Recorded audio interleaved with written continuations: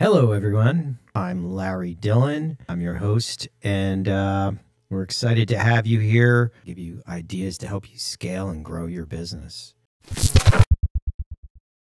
Today, we have in our continuing series, we've got back with us all the way from Cambridge, England, David Parry. David, how are you today? Great to be here, Larry, yet again.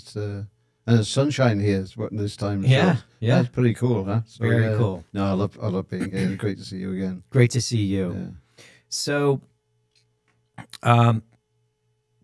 David's got, we worked together before, and with Technology Marketing Reports, which was in the 90s, we had a product for the computer companies, and that took off like a bat out of hell, 0 to 200 employees in 18 months. So that was cool.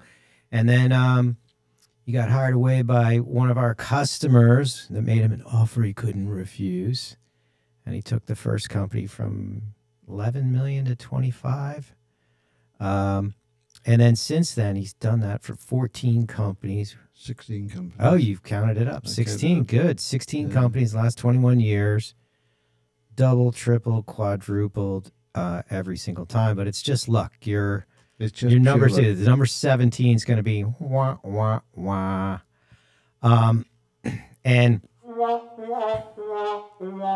thanks there. Oh, sorry. We also have with us Jeff, the producer. I'm good, thank you. Good to see you. But, you know, and part of the reason for this podcast is I have, this group of highly successful people that have built companies and have taken companies through high growth scale. And the conversations that we have are just phenomenal. And we always learn stuff. And, you know, we were chatting today before the podcast, and my God, it's like every time we get together, I'm like, oh my gosh, or I forgot that we used to do that. Yeah. And I think, and that is the thing that jazzes us up. Yeah, it's a really good point, Larry. So for me, you know, and I'm grateful for you inviting me here and every time. And I have great fun being with you, but it's always a learning experience. I mean, I was on a call with a client today and talking about what I'm doing here, and I said, you know what, I learn as much when I come here as I take away, and you know, it's just an incredible experience because obviously the years between us, the things that happen, the different companies, we're all experiencing different things. So it's always a learning experience. It's always something new, and you guys do it differently from elsewhere in the world, that's for sure. Yeah. Just the sales piece, I mean. Yeah. So, and what's interesting about my conversations with you, and I'm sure everybody's got their, if you don't, you should have a group of highly successful folks who've grown their business that you can chat with, which is great. You know, and I try to get together with those guys, and you know, they're all over the world. Like I think there's like two or three guys here in Philly that I'm tight with, that I can have these great conversations with. But the rest of them are all over the planet, in England and all over the US and Canada. And the thing about you is it's all different types of companies, all different size companies. I mean, you've taken companies from 3 million to 8 million, which is phenomenal, and from 60 million to 120 million.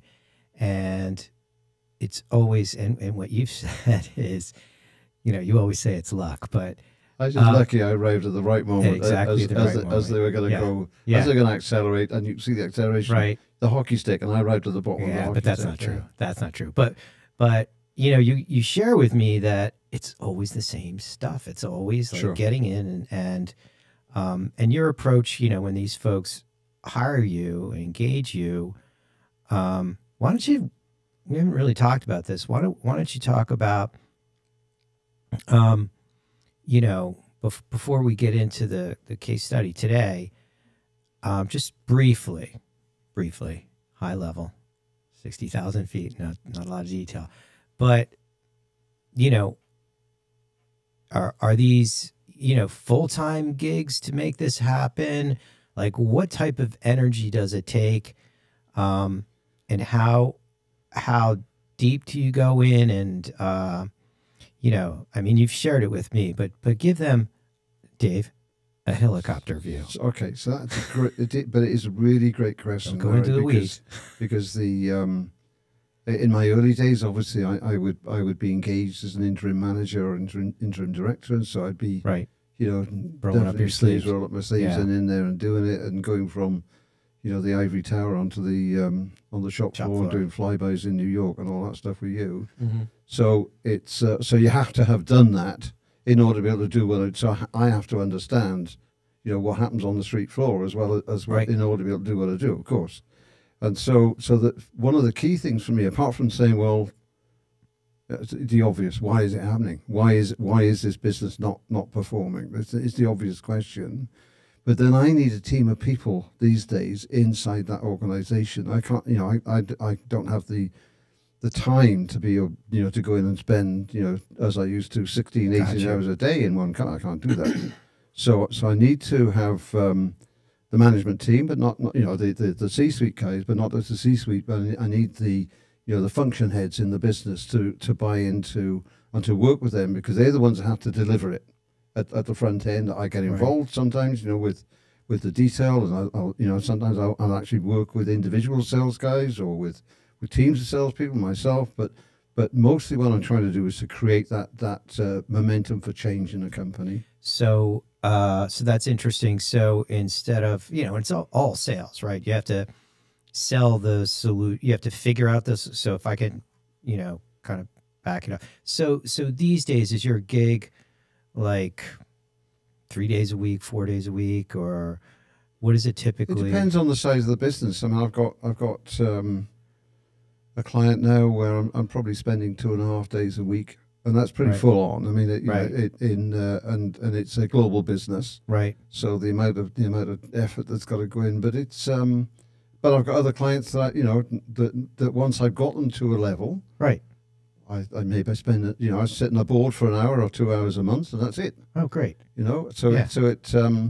but I've got clients that I've been with for these clients I've been with for five years or more, because I've known them for a long time, and Right. now but obviously not in depth anymore. And I'm Right. there as an advisor to the As business. an advisor, right? But when you're full on, it's in the typical engagement, I suppose, is first 3 months you're full on, well and truly. So I'm pretty Gotcha. focused in those first 3 months, and me Just and doing me the and- me and my evaluation, team, just doing trying the to figure evaluation. out what the truth is. Yeah, exactly.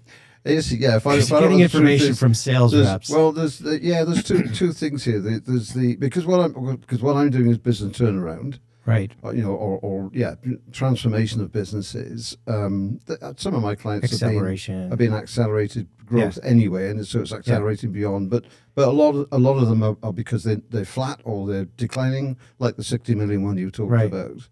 And so the initial thing is just about what on earth is going on in this business. Obviously, I've got a methodology for doing that. We have we have a structured audit that goes in. We can do, we can audit a sizable business within days, Right. and understand not so much the what's gone in the past, because I work with my best friend in any company is the finance director, Right. because they're the guys that got the numbers, and I need to understand what's happened. How did they get to where they are, of course. But then it's about what's the capability of their organization, sales organization, mostly for me. But what's the capability going forward? What are they able to grow? If we want to go in and say this company wants to A, get out of trouble, B, it wants to get 2 or 3 times the level of growth, have they got the organization structure? Have they got the people with the knowledge and the skill to be able to do that? So that's pretty crucial in the initial phases. Yeah. Right. So you figure out the plan, and then you execute. Yeah. And so I want to.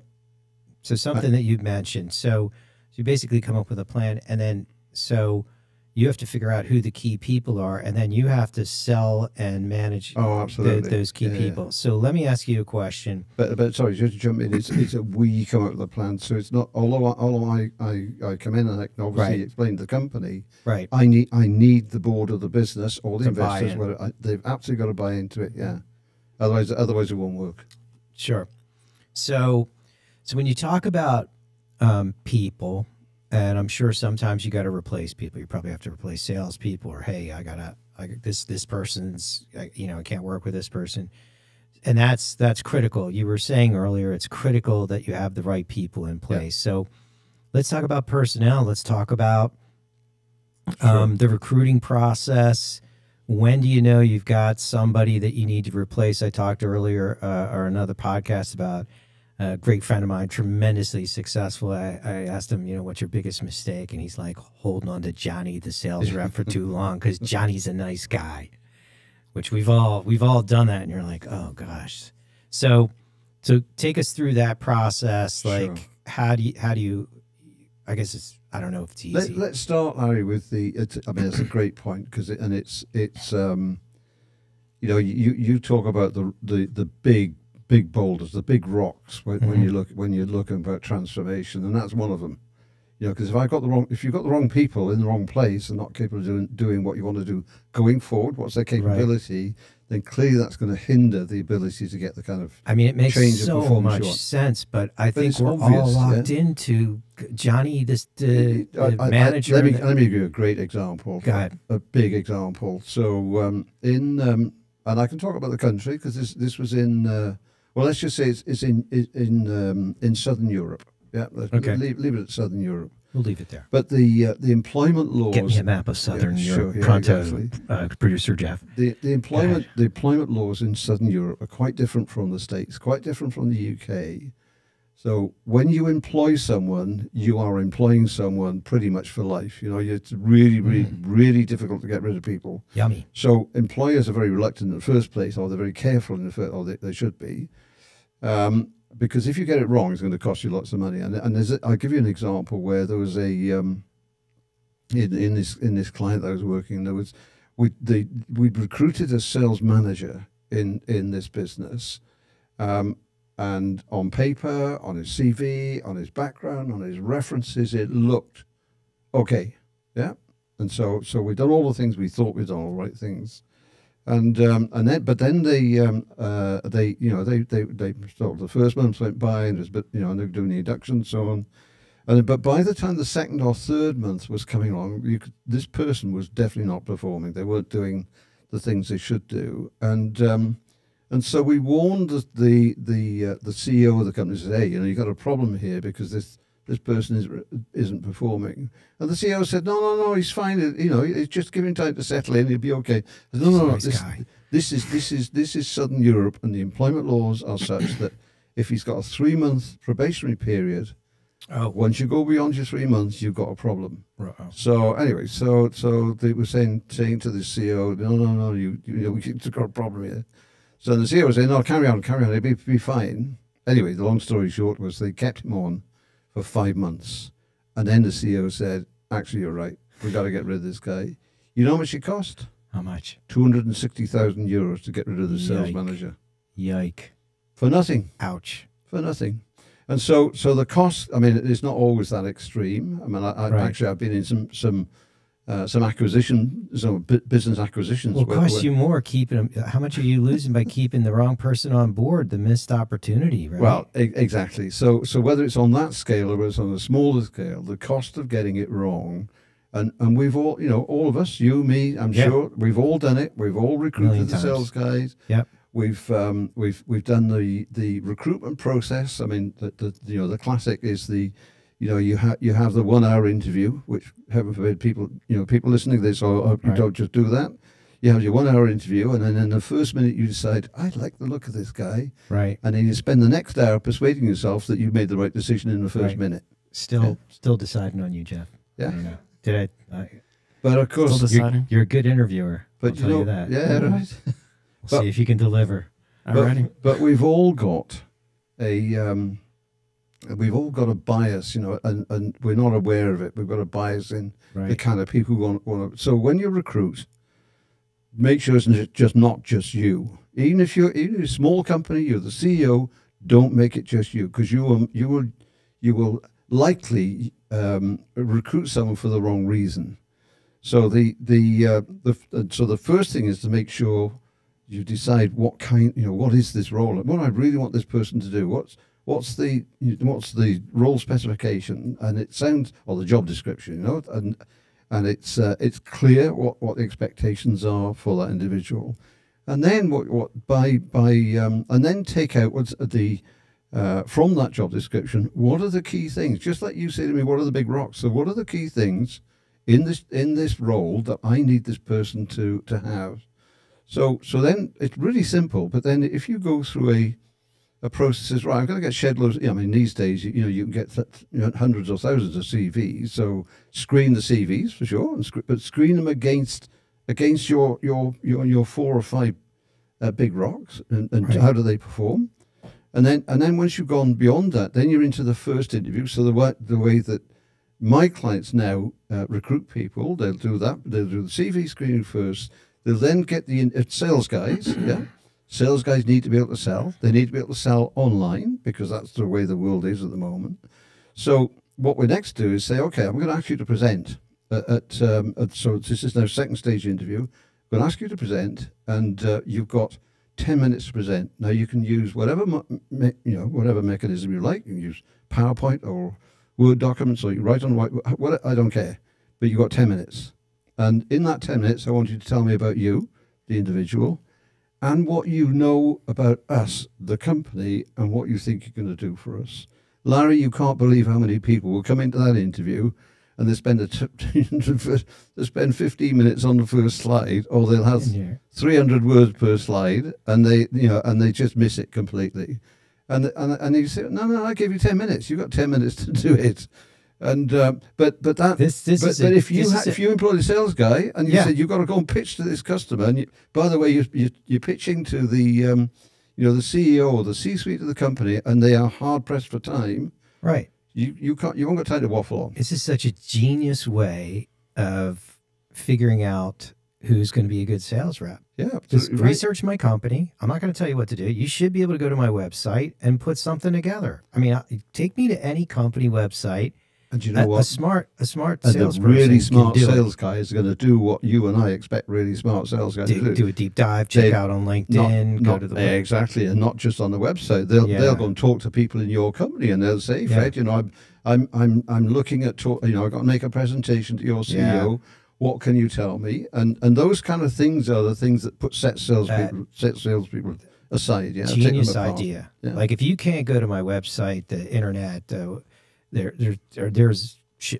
should be enough on your website to be able to put a presentation together. And if you can't do that in 10 minutes with what'd you say, 6 slides or so? Yeah, exactly. 5 or 6 slides. Or you go on LinkedIn, you find out who the person is, you look at what they're posting, you look at the kind of things they're interested in, and look at the, what's the latest bit of press release from the company. You're also going to see how much effort they put into it and how well they can follow direction, because you need somebody who's going to sort of be a team player. You don't want to be like wrestling with people who think they know what you do better than you do.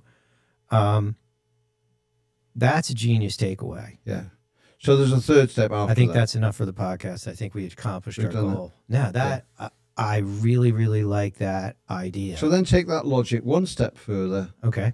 And now you're down to your short list of 2 or 3 people, and now give them a real scenario. Maybe alter the numbers, make them a real scenario. I did this recently where we recruited a senior guy in Europe, and so the company I was working with needed to expand their distribution network in Germany, France, Italy, and Spain, and so we drew up some numbers. They were slightly fictitious numbers, but we drew up some numbers, real market data, and then we asked this person because they were a senior person, we asked this person to go and present on how they would enter those markets for us. Now, the smart guys wouldn't just take our numbers for granted, and the smart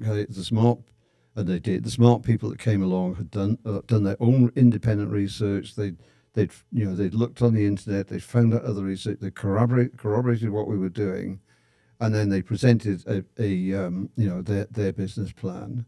And it didn't matter really whether the numbers were accurate or not. It was more about their approach. What was it? I mean, in fact, I remember recruiting one sales manager who's turned out to be an absolute superstar, But when she interviewed, I mean, it's really embarrassing. She was in front of me and the C-suite, and she's putting up these numbers on the board.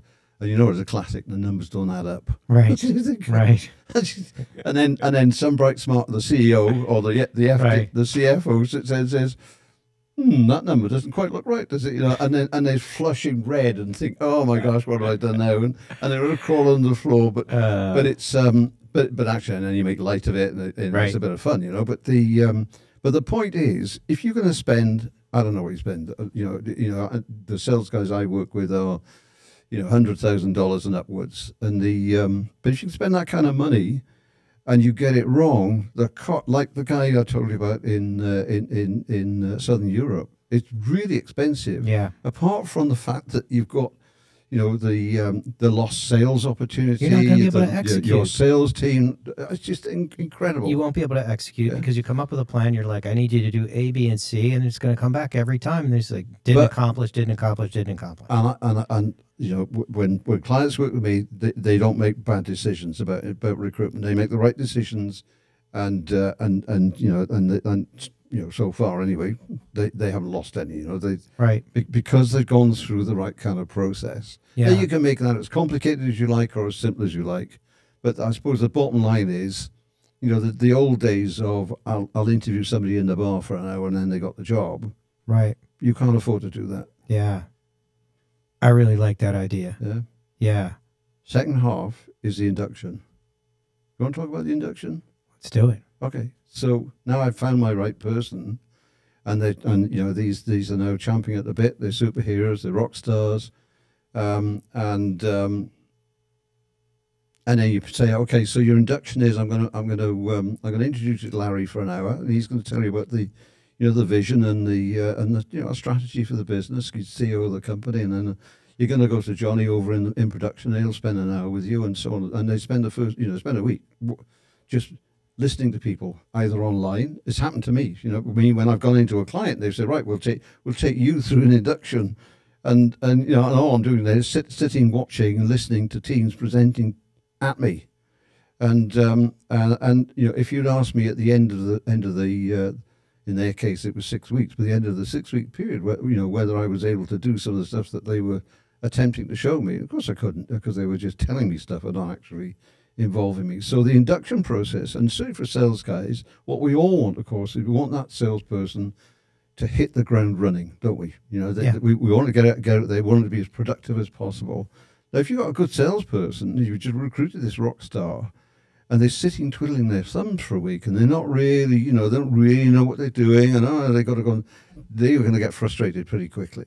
Mm-hmm. So the answer is you build a you know, the 30, 60, 90-day program basically for you know, for the induction, where not only are they learning, but they're involved in the learning. So it's not just I'm going to talk to you and tell you, you know, show you a presentation, but it's they have to be able to, you know, for me in that process, they have to come back and present at you. So let's assume they're going to learn about your major product line. Yeah. Then what I expect is that you sit with your product manager and they tell them all about the products and they have to absorb it and so on. A week later, I want them to come back and present to the management team or whatever group they are. So you keep doing the same thing. Have them do a presentation. Have them do a presentation and say, because the day that they get in front of your customer, right, you need them to be delivering it in the way you want, in the way that you would do it. Yeah, that's beautiful. And that's what it's really that simple. But why companies don't do it, Larry, is beyond my understanding. Well, I've never done it that way. Yeah. We've always had we have like 120-page sales training program that's got like every possible thing.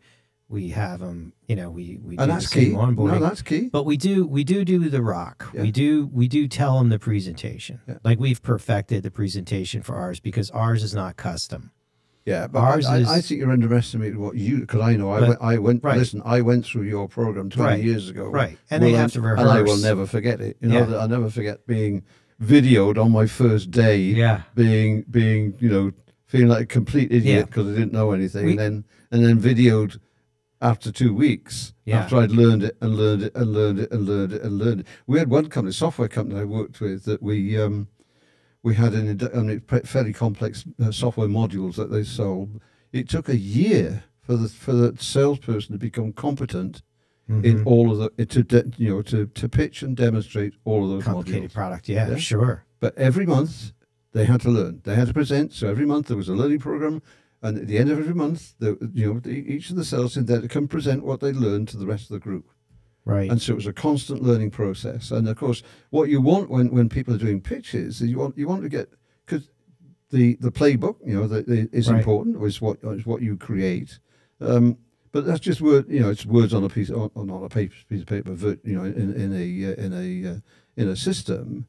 But they need to go beyond the words. I'm sure you've done it. I know when I'm presenting, and I'm learning, and it's hard work, isn't it? You're trying to learn all your lines and learn your pitch, but you'll get to a point where you don't need your words, but you're still doing it, but you're speaking beyond the words, and that's what sales guys have got to do. But unless you're testing that, and you're actually taking them through that rigorous process of learning, you're not going to improve.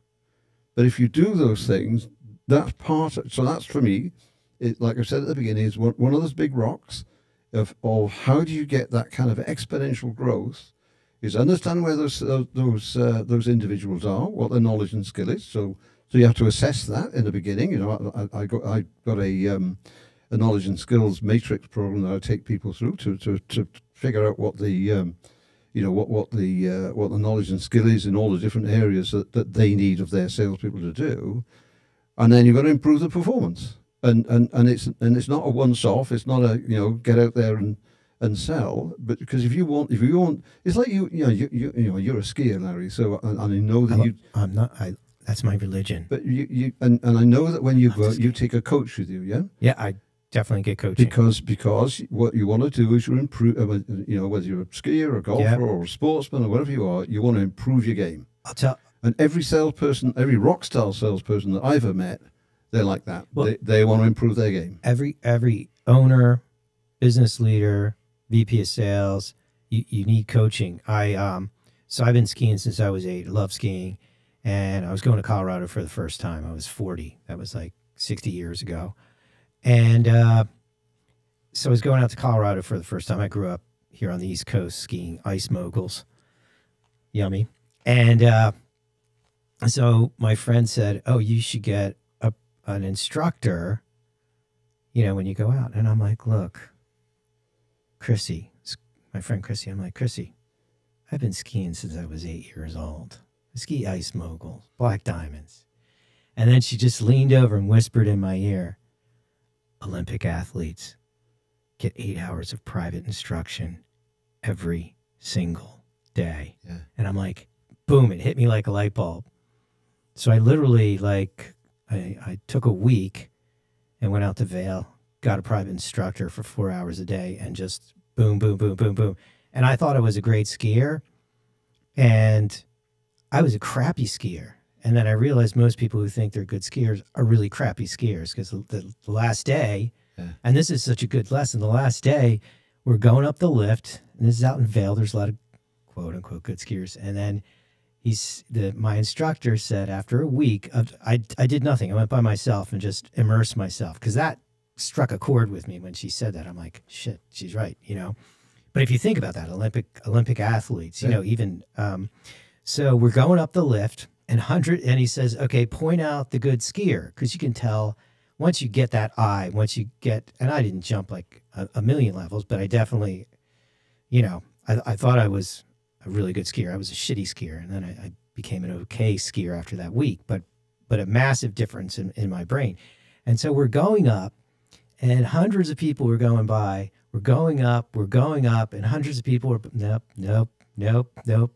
2 more turns, that guy's going to spill, going up. I'm like, that guy in the red is a good skier. He goes, "Yes, that instructor is a good skier." It turns out it was an instructor, but man, what a lesson. And so and as a result of that, I've looked at coaching, and that's what actors do. If they want to learn French, or if they, have to get their bodies in shape, they get a trainer. And it's so important to constantly challenge yourself and get new ideas. And that's why, and that comes back to, it's not a pitch for your services, but that's why it's so important to constantly educate yourself. And I think just that one phrase, Olympic skiers get 6 hours or 8 hours of private instruction every single day. So why wouldn't you do that for your team, Larry? Yeah. Why wouldn't you do it? I mean, I know because I learned the reason people don't do it is because they they get busy. It's not important. It's not important. I'm a good skier. Everybody thinks you're a good skier. They just expect the results to come, and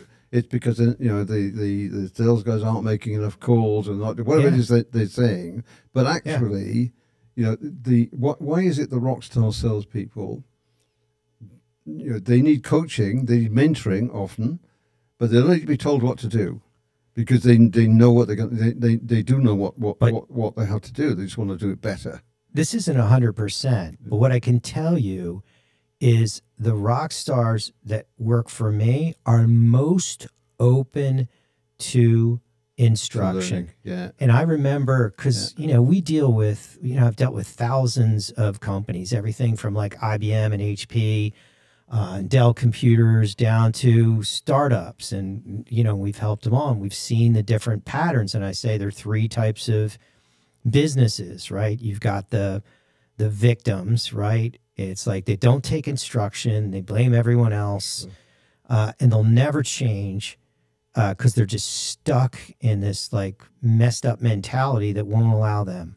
And then you have I call them the survivors, sort of coachable, sort of take instruction, and then the rock stars. And this is the crazy thing. The most successful, highly profitable, highly successful companies, business owners, they are most likely, when I give a speech, they're most likely to come up and say, hey, Larry, that was a great idea. I'm going to try it. And then the next year they'll come back. They're like, you probably don't remember me. I put that in place. And now we've, got a 10% or 20% increase. But here's the funny thing. When I first came up with that idea, that epiphany, and it's so funny. I can quickly assess a company and put them in that spectrum where they are from victim to rock star just by the words that they use. But I'll tell you stories. So I talked to my nephews. They were in, what's that called when they play baseball? The little, what's it called? Little League? Little League. Yeah, they were Little League. So they're in Little League. They're like 8, 9, 10 years old. Yeah, so explain that to me. It's baseball. Little kids, little kids, like 8 to 10-year-old kiddies. Is that what we used to call rounders when I was little? Okay, so rounders. Or like T-ball. T-ball. Yeah, they were Little League. And so I'm hanging out with my nephews and I'm like, hey, Liam, I'm like, do you have like victims on your team? Yeah, Uncle Larry. When the victim screws up a game, who do they blame? They blame everyone else. And then I'm like, do they listen to the coach? No, Uncle Larry. And then I'm like, the best player on your team, when he screws up, who does he blame? He blames himself. And then I'm like, does he listen to the coach? Yes, he does. Yeah. At 9 or 10 years old. Absolutely. They not unprompted, but spot on. You ask any little kid unless they're a victim. But it's so funny. The best people have this thirst for knowledge, and they're not, there's no ego. They're willing to take, and that's the other thing is that they're willing to change as well. They know they want to change. They want to look at good ideas. They'll try something out, and they won't do a half-ass try. They will be like, and that I want to say one more thing, because I have these ideas and they're just my observations of the most successful, working with you and like the things that I've learned from you and other super successful people. And if I find something that translates, and I'll share that with them, the rock star mentality is, wait a minute, somebody uses your leads and gets this result. Yeah. We're going to beat that. I'm not going to be like, well, I couldn't get my team to do that. There's no rock star on this planet that if you told them, I've got a bunch of companies that are successful doing Google ads or whatever it is, or this recruiting process, there's no rock star on the planet that would come back and say, when you present to them, hey, there's a bunch of companies, this is what they do, this is the result. They will never come back and say, oh, I couldn't get my guys to do it. I couldn't make it happen. It didn't work for me. Hell no. They're like, you tell me what, and I think in my career, we've had, I think 1 or 2 guys say, give me the numbers. What's the conversion rate? They want to know what's the I'm going to beat it. Yeah. Give me the mark, because I'm going to whoop their ass. Versus, well, we couldn't get, and that's a lot of the survivors, and of course the victims. I don't even like talking about them because they're a waste of time. But that logic, Larry, applies to not just individuals. It applies to divisions or the organization, to the organization. So I can think of 2 organizations spring to mind. One was a global organization in six continents, 23 countries, and the other one was in 9 countries, and in both cases there were 2 countries, two country teams, one in the Netherlands and one in Latin America, in Chile and Argentina, and in both cases they were like your rock stars. They motivated each other. They were high performing. But it was like because I was running on the 23 country, when I was running a best practice program, they were like a sponge. Mm-hmm. They just wanted to learn more and more and more. How can we improve? How can we? And we deconstructed what they did over and over again in order for them to improve. And they were in their different companies, but my goodness me, they were amazing people. That the leaders in those businesses. That the guy in the Netherlands. I mean, to this day. He for me, he's like Drew. Your cousin Drew. He's super rock star. I hold him up as being there's half a dozen or a dozen people I've known throughout my career that I hold up and say those guys are the best in the world at what they do, and it's like they're like the athlete. They're like the skier. Right. But by being that, they of course all salespeople have an ego, but the ego is not such that it's I'm better than you. It's an ego that leads everybody else on, that encourages other people's performance. And they've got the same attitude. Like we see it here when we're trying to introduce a new product. If somebody starts killing it, introducing the new product, and then the other reps see, wait a minute, oh no, no, he's not gonna. He sold 2 units. I'm gonna sell 4. Yeah. But it is interesting, and I'm glad we're talking about it. But as one of the leaders in the business, you can change. You can move, because there's people on the margin of getting into that rock star status. If you have to have that energy. You got to look at what's working, for other businesses, and you have to have that attitude.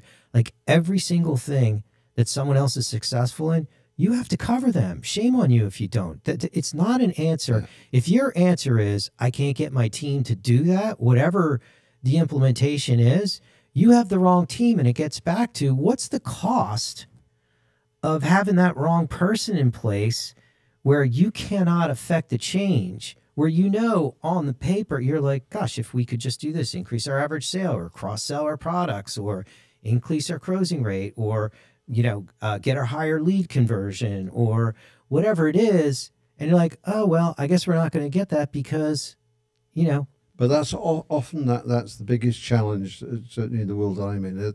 The biggest challenge to bringing about performance change is accepting that something's not right. And right. So I can think of scenarios where, you've got people in the wrong job, people who are really capable people. Right. They're just doing the wrong, they're just in the wrong job. Or you don't have the right players on the field. Oh, for One sure. of the other podcasts we talked about, like if you're in B2B, you should have some sort of inside sales team. Oh, totally. The rock stars all understand this and have not either outsource it or that whole thing. Yeah. It's difficult to make that happen. But you better have something in place. I had a client, Larry, where they had because it's a different skill set. They had a team of people who were there's a B2B and their average deal size was around $250,000, so it was fairly sizable. But in this team, there was one person who was looked after a certain part of the world, and she was really good, knowledgeable, deeply knowledgeable about the subject matter, but not a salesperson, not a BD salesperson. But my goodness me, she knew what she was doing. She was a square peg in a round hole, but her capability was more lent itself into an account management role than a BD role. The company did not want to accept that. They didn't want to accept it because she'd been there so long and everybody liked her.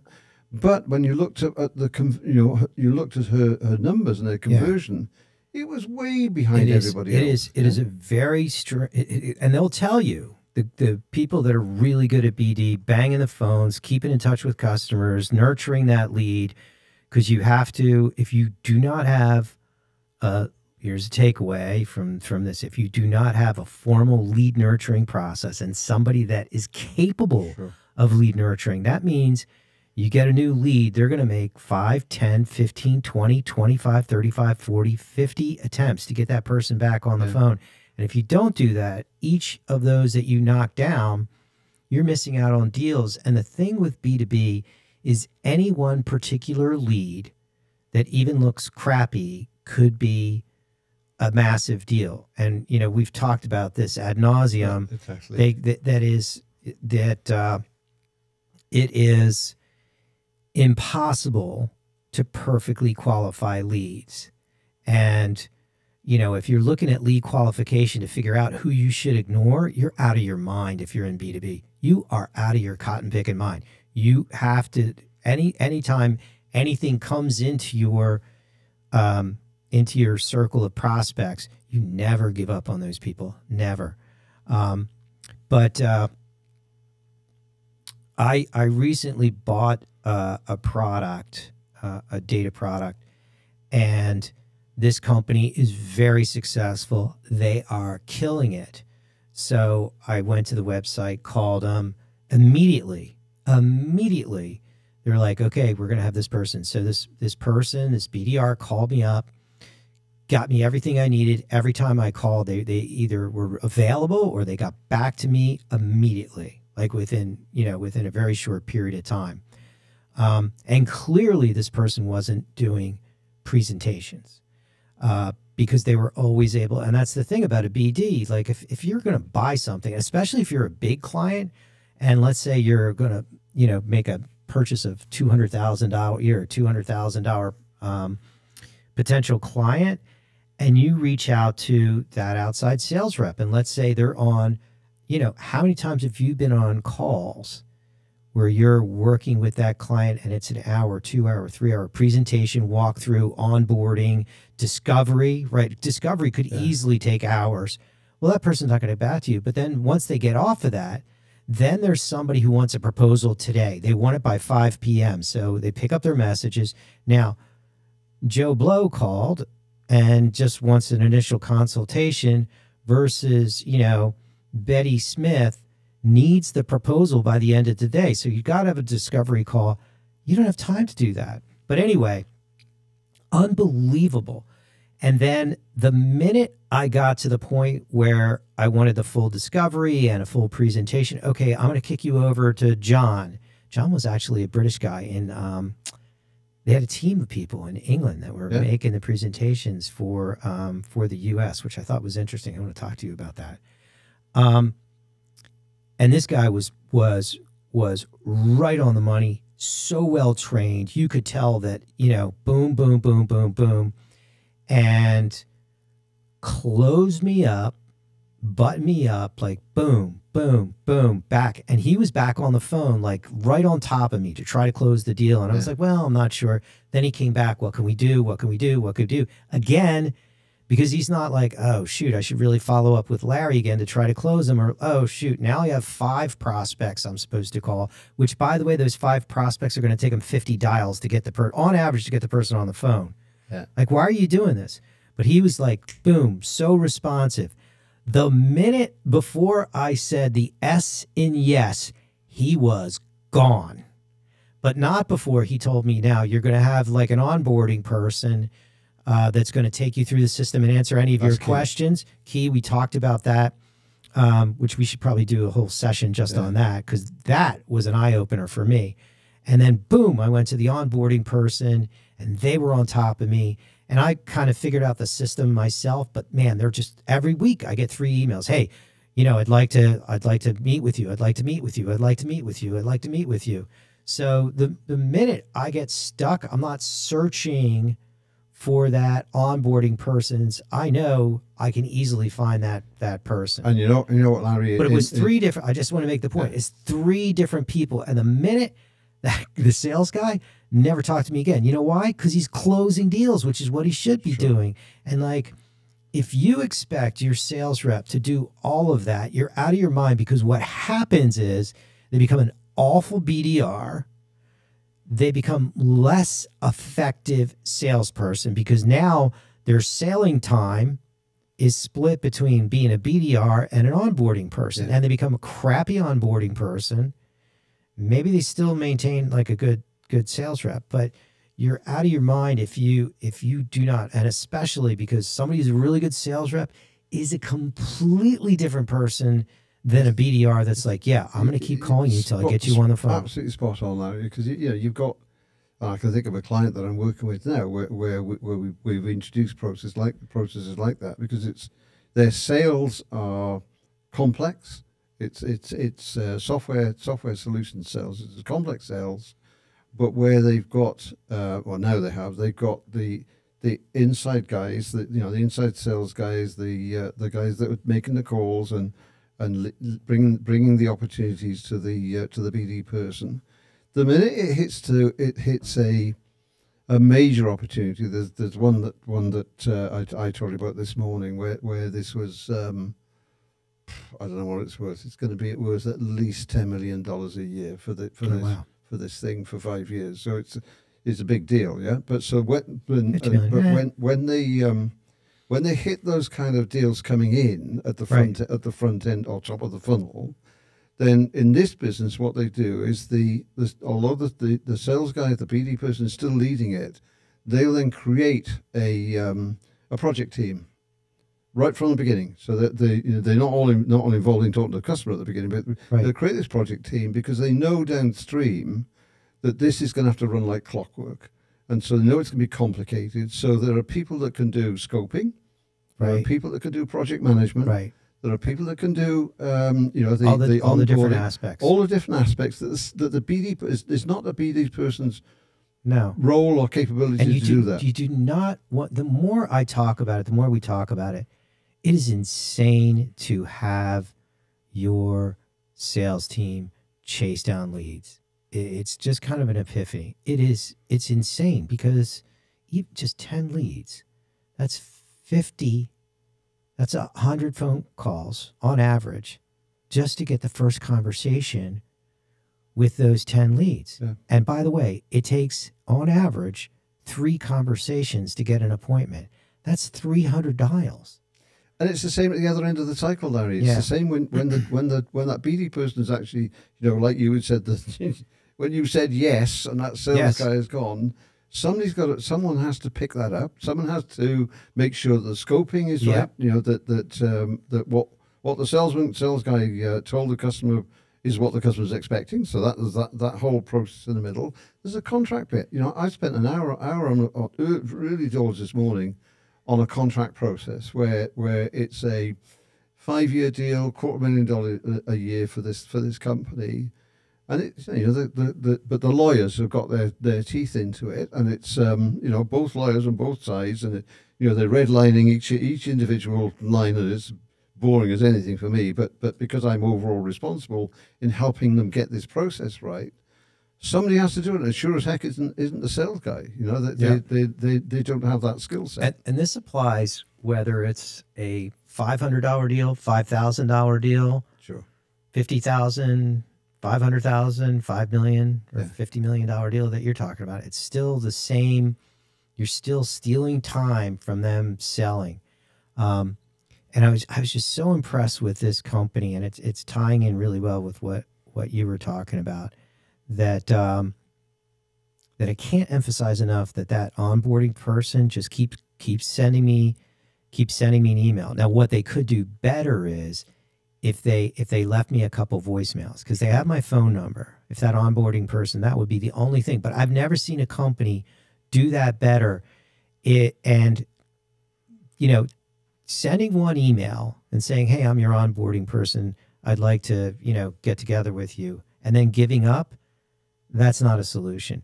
And like, even if you think about for customers that, where it's not like a long-term commitment, that onboarding would be like, if it's project-based. So let's say you're doing, you're selling office furniture, and it's project-based. So it gets passed from the sales rep onto a project management team, let's say. The importance of that in terms of referrals, in terms of becoming a reference, in terms of telling their friends, and we're going to be doing, you should check out, we have a video up on YouTube and Spotify for the sales formula, and how there's this double sales formula, and that second sales formula kicks in. Like, your objective should be to be generating revenue from that onboarding process. And that was on this trip, like you outlining that component, that should be revenue generating, even if it's not long term. But if you do, because we have clients that we've done a really good job of onboarding and making sure that they're, and obviously it's clients that are, the client's like, "I can't get my guys to do this." And by that time, Rick the Rockstar has gone off onto something else. Yeah. And the risk, if you don't get that onboarding bit right, and we talked about it on another podcast, but the risk... Oh, the worst. The risk of not getting that onboarding part right is that your customer sat where, buyer's remorse, wondering what on earth has happened. Where's Rick the Rockstar gone? He's loved me to bits for 6 months and now he disappeared. Yep. And who's this person sending me emails from? Yep. And you think, whoa, what? Hang on a minute. And so customers need that.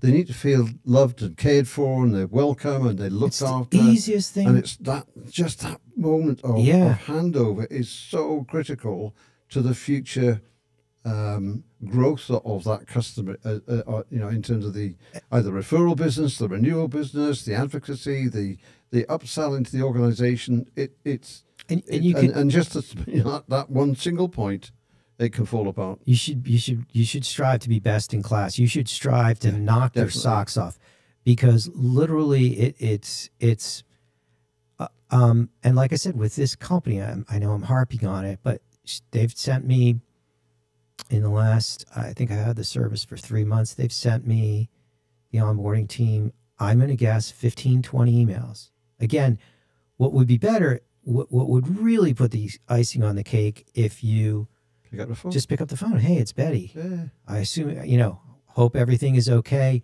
Just want to let you know, I can show you some more features. I want to make sure that you know that." And even if you have got a field guy, that's in, that can, if you want them to do that, why not put it on top? And that can be rolled into a process, but you have to spend the money to get somebody that's isolated that can do that doesn't have, like trying to get the salesperson who should be available to close deals. And it's a well-structured play. I mean, I've got a client who are absolutely brilliant at doing that, and they, the whole the onboarding of the customer in life part. They're not very good at account management yet, but that piece of it, it's like a military regime. They do things in a very, very structured way. It works. It works for the customer. It works for them. Yep. And it doesn't go wrong. And I'm really into cadences now. Like, what happens? Like, okay, exactly. we get a lead. So the process is, so the stats are, so we do, you call it mystery shopping, right? So we approached 100 companies and said, I've talked about this before. We're a law firm, 100-person law firm. We're interested in your service. Please call me. Only 50 out of 100 call. Yeah. And they're instructed to call back. They're like, oh, you just missed John. They're instructed to call back. Only 25 out of the 50 make the second call. Only 12 out of the 25 make the third call. And each time they're encouraged to call back. And by the fourth call, all of them gave up. All of them. So the smart money is assume. Now, it could be that for those companies, the sales rep was, well, that's what I pay my sales reps for. Well, wait a minute, jackass. Your sales rep is trying to close $1 million furniture deal, and he's got to stay 24/7. And I'm sure you've done this where you're closing some of these mammoth deals. You're going back and forth, and the client wants another proposal and come back in and do, and I've been that on moves when I was doing moves, or if you have a big client that you're working on, you have to stay in the pocket for a week or 2 weeks. But now, oh, wait, sorry, Mr. Prospect that wants me to get the proposal by 5 o'clock. I can't because I got to make a follow-up call to a lead. Like, you're out of your mind. I swear, next person that tells me that's what I pay my sales reps for, I'm gonna blacklist them from ever doing business with them. Yeah, or I'm gonna take the dog for a walk. So, yeah. But it is about change, and it is about like the victims. I had a friend who I met when I was living in New York City, who Italian, and became a lawyer, which is probably more difficult than in the U.S. to become a lawyer. Becomes a lawyer, gets a job with Ernst & Young in Rome, right, top of the food chain, killing it. Decides that's not what she wants to do, and cashes out, gets on a plane, doesn't speak any English, and flies to New York because she wants to try her hand at acting. But that's somebody who's like, this is where I shouldn't be. And that's what you need to have. You have to have that kind of attitude, that kind of mentality versus, well, I got this cushy job. I want to stay here. Larry, we both had the. I just admire that. Yeah, me too. The people that are like that, the rock star people they're tenacious, they're driven, they're a pain in the rear end because they're just knocking walls down, and you're trying to catch the fall on the way and keep them on track. And but my goodness me, they're the ones that deliver the business, and so. And that's what you have to be as a business leader. Like I said, and I don't know how to communicate it to people when I hear this. Like, well, I can't get my guys to do, I can't get them to do this, or I can't get them to do that. I got to come up with some way of like shaking them and saying, look, you got to. Now stop. Don't ever say that. You have to say, this is my company. I'm the leadership here. Yeah. If you don't, then get rid of that person. It's like this person that just jumped on a plane. Can you imagine, being at that level and chucking it all away? Well, you wouldn't, because that's not. Yeah. But that's what a rock star does. Yeah. A rock star. Can you imagine a rock star saying, "Hey, wait a minute. This company adds 30, 40, 50% to their revenue because they have an inside sales team." What do you mean? Like, in this one industry that we service, the #1 company in the world by far, and you know how it usually is, it's like, the #1 company is here, right? The next group is down here in terms of revenue, and that's like the top 5%. Then it's down here, and then 80% are at a fraction, right? Crushing it. 30 inside sales reps, 30. And most of his competitors have none. They're going to whoop your ass every time. Whoop your ass because they have 30. And if you think for 1 minute, they're just like, well, I just thought it would be nice to pay 30. What is that? That's millions. It's $1 million, $2 million a year. I had a client once, Larry, that was an they're big. They can afford it. How do you think they got there? They got with 1, then 2, then 3, then 4. Yeah. But you get the sales. I had a client once. There was an FX business, foreign exchange business. Right. Those sales guys doing what you do are just astonishing. I mean, they are driven. I mean, they burn out after 2 or 3 years because of, and obviously they're high earners, Right. but they don't give up. They don't give up. They Yeah. will just keep on, and they know their stuff. They're highly intelligent, mostly young people, and it's that level of drive and tenacity that you see in your rockstar sales guys. But I also believe that you know it's not often you get people who are, I mean, that are just lazy and not don't want to perform. I mean, they are there, of course. Those people exist, and they don't exist for long. But usually, if I want to improve the performance of a team, it's finding out what the triggers are for individuals, Yeah. and for the team. And sometimes it's just helping one individual break through something and get to the next level. And Yeah. all of a sudden, Then all of a sudden, the motivation level goes up 100%. Absolutely. Oh yeah, and then you take it to Absolutely. the next level on, you know? Yeah. and then you get high performance. Your job as a leader is to make change, because if you want to go from point A to point B, it's not going to happen by doing the same thing. If you've leveled off, if you're not achieving your goals. And the other thing is the horizon to make change happen. It might be 3 months, it might be 6 months, it might be 9 months, it might be 12 months, it might be 15 months. Like I developed this software for the love of God and all that's good. It was supposed to take 3 to 6 months. Now, hired a software company, failed, right? I had a friend, take a look, and he's like, oh my God, this thing is like Swiss cheese in terms of security. You got to fire this company. So there goes a whole chunk of change. Then I hired the next one, and that one wasn't so good because what do I know about hiring software service companies? Twice as much and twice as long. Yeah, at least. So, but it took me 2 years and a lot of money. And, and believe me, there were times I wanted to give up. I'm like, for the love of God, it just seems like it doesn't end. And, I could see where you could easily give up, but companies like, oh, well, we tried it, don't keep going until if this type of thing works for someone else, you have to keep going until it works, right? Because sometimes it takes longer, especially if you don't have. Now, you are probably more successful faster because you're a professional at change. So, and I just thought about this. So for people listening, when you have these turnarounds where you've taken companies from 1 year from, 10 or 11 to 26, and that took a year, and then 60 to 120, and the other ones that took, 12 months, 18 months, 24 months. For the rest of us that don't have your expertise, your change expertise, right? And your capabilities, like, hey, it's going to be normal. Like, so what if it takes you 2 years to accomplish what took you 1 year? So what if it takes 3 years? Yeah.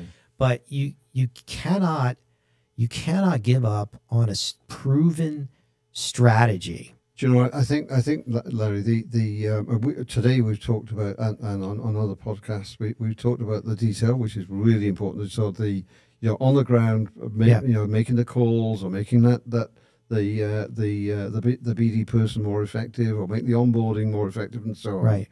And all of that happens. And I know you talked to me about being a really detailed guy, and I am. Right. But at the same time, the contradiction for me is that I am a detailed person for sure, but I also have to be the helicopter person. I also have to be the person that can look at the top and just look at, well, what are these six rocks that are getting in the way at a high level of business? Is it the, is it to do with the, because it isn't just sales is just one part of it, of course. You've got your sales organization, you've got your customer service organization, you've got the channels you work with, you've got the manufacturing aspect of business, the supplies and so on. So you've got those are big blocks in what make the business work.